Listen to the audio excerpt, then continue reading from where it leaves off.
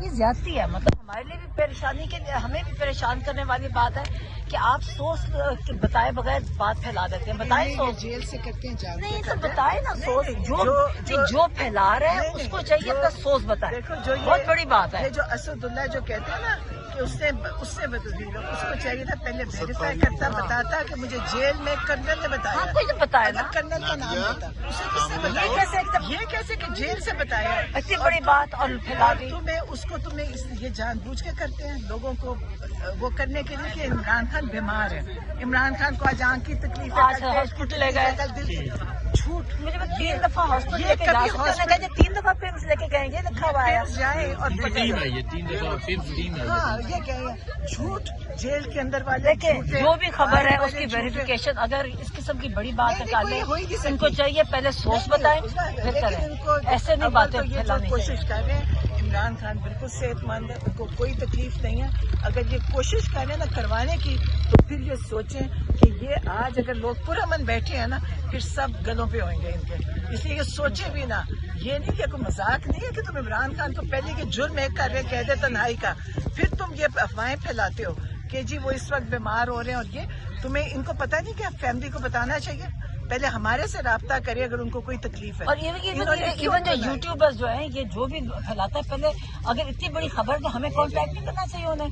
اگر ان کو پتا چلے گی اتنی بڑی کانٹیکٹ پہلے بتائے نہیں اس وقت ہمیں بھی بتایا نا. ہمیں بھی نہیں پتا نا ان کو کون خبر دے رہا ہے، انہوں نے کہاں سے خبر لی ہے. دیکھیں یہ بتائیں کہ خبر دینے والا ڈس انفارمیشن بھی دیتی ہے.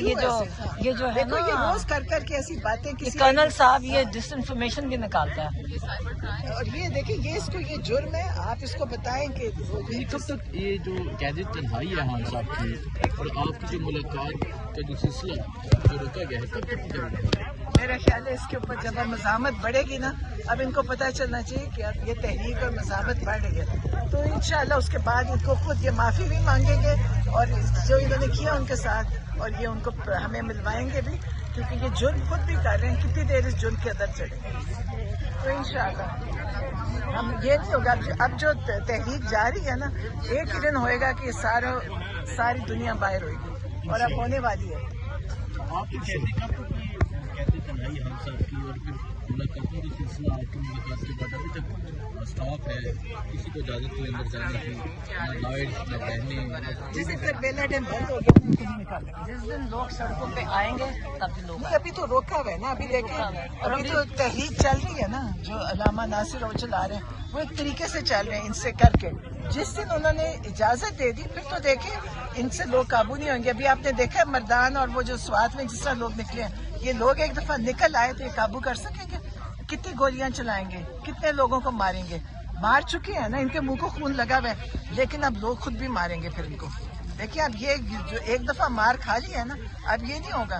آپ نے سوات مالاکنڈ پشاور نوشہرہ جو دنیا نکلی ہے نا ان کو ڈرنا چاہیے.